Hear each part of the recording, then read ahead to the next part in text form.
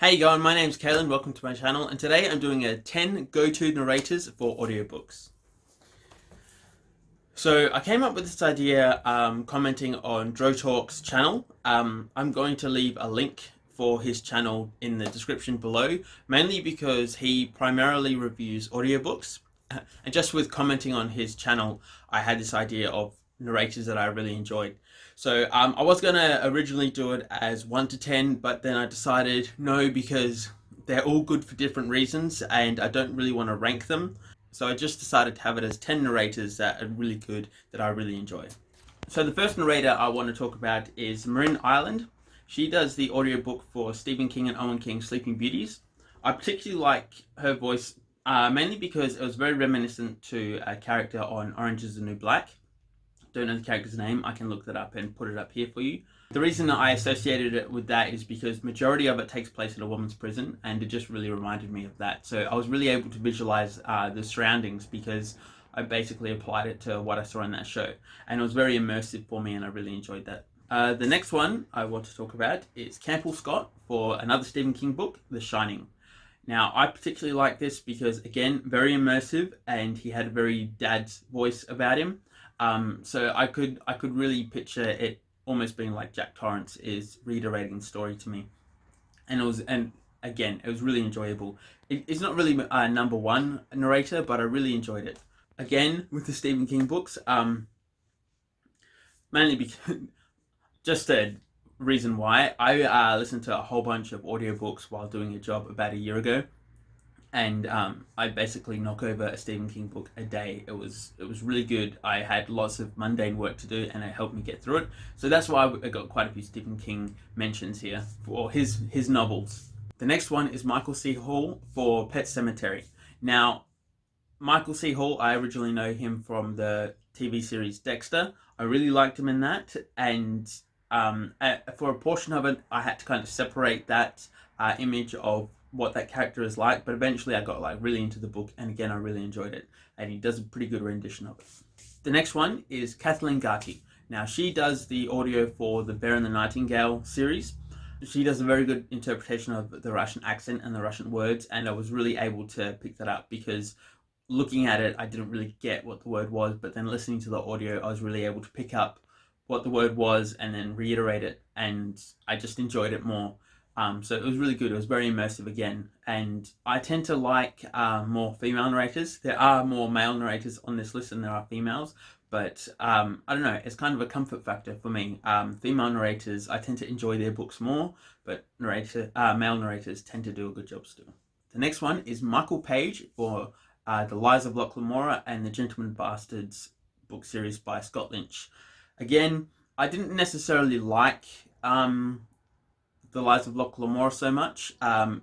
My opinion is the series gets better and better as the books continue, but because I listened to it in audiobook originally, I tend to, because it was a good narrator, I could get past a couple of things I didn't like, because again, it was soothing, enjoyable voice, and I got into it enough to enjoy it, and then when the book really picked up on the second half of it, then I enjoyed it more. But yes, the narrator definitely made the book more enjoyable for me to continue on with it, because if I just read it alone, I'd probably have put the book down because I didn't necessarily enjoy it that much.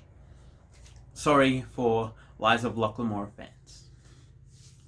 You know who you are. You've already commented on this. The next one I'm going to do is basically 2 in 1. It is Michael Kramer and Kate Redding. I know them originally from Brandon Sanderson and then the Wheel of Time book series. They're excellent. I really like Michael Kramer's voice and rendition of majority of the characters. Kate Redding is very soothing and it's great voice, and I like having the difference between the male characters' perspective and then the female character's perspective, so I find that more enjoyable when listening to the audio. And then Michael Kramer, I looked up other books that he narrated, and I discovered The Shadow of What Was... A Shadow of Things to Come and Echo of What Was Once Lost, I think they're called. I apologize, I've got the names wrong, but I will put a thing here with the actual names of that, by James Islington. Those books were amazing. The next book in that series is coming out, and then Michael Kramer just does an excellent job of in both The Wheel of Time and all of Brandon Sanderson's books, just portraying certain characters. There's large differences in the voices he does, so you can really like feel those character differences. I remember I can't remember who narrated it, but I hate this narrator. I might put their name up here as one to avoid, but they did the audio for Elantris, and it was just horrible. So horrible. Everybody sounded the same. There was no like change in tone. It was like, "What are you doing?" he whispered. And I was like, shouldn't you put it more of a whisper? Like, there's no emotion or anything in the way you're narrating it. So that guy just really irritated me. But Michael Kramer and Kate Redding, they're absolutely excellent. They are two of my most favorite narrators. The next one is another big favorite for a lot of people. It's Gerard Reynolds. He does the audio for the Red Rising series, as well as a lot of Michael J. Sullivan's books like Theft of Swords and so on. He just does an excellent job, and whenever I think of Hadrian's character or read Hadrian's character, I always have Gerard Reynolds' rendition of him in my head. It's almost like he's kind of coming out of the page, even when I don't have audio and I'm reading the book. So it's just excellent. And it kind of reminds me of how Kevin Conroy is in my head the voice of Batman. So when I used to read Batman comic books, I would hear Kevin Conroy's voice, and he does the voice of Batman in Batman the Animated Series that was released in the 90s. So yes, that voice is really stuck in my head. And certain characters, after I've heard an excellent rendition of that character, it tends to be their voice I hear in my head when I read like lines of that character. So the next one I want to do is Mel Hudson. Mel Hudson does the audio for Children of Time and Children of Ruin for Adrian Tchaikovsky. I love her rendition of those characters, and like it's all clear, clean and precise. It's just excellent. I enjoy those books more because of her rendition. Like Children of Ruin had a couple of slow bits and all that, but it's like, again, like her interpretation and her narration of that book kind of kept me in on it, because I enjoy hearing that voice. I enjoy the way she reads it. Like it was just good. It was really good, and it was better because she narrated it. The next one is back to Stephen King. He is definitely my favorite Stephen King narrator. It is Will Patton, and he does the audio for all of the Bill Hodges trilogy, Mr. Mercedes, Finders Keepers, and End of Watch. He also does it for Dr. Sleep and The Outsider, and I really enjoy his rendition of those books. Holly Gibney, his rendition of her, when I first heard it, I was like, that's a bit of a weird voice, but eventually it kind of grew on me, and now again, Holly Gibney's voice in my head is that character again, his rendition of it, even though it's a guy doing it, but still, it's really good, it's really enjoyable. The last one is Rupert Douglas. He narrated Patrick Rothfuss's book series, The Name of the Wind and A Wise Man's Fear, and it's just excellent.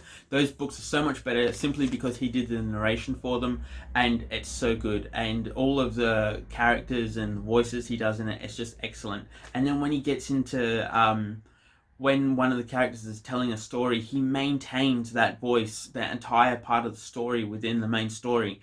And for me, that is so good, because there are other narrators I've heard where as they narrate it, like they kind of go back to their normal voice after a portion of time.